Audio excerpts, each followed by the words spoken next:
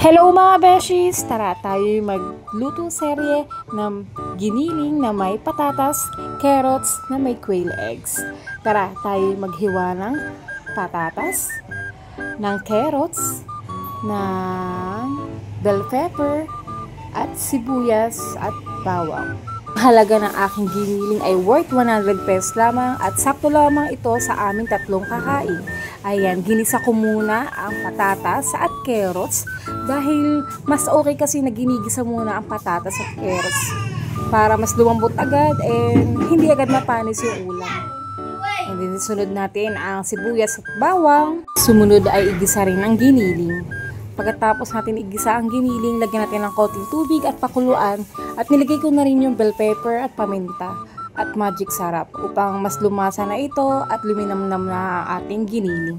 At sumunod, nilagay ko na rin ang tomato sauce kasabay ng oyster, konting asukal at patis. Ayan, pakuluan lamang at hanggang sa lumapot ito.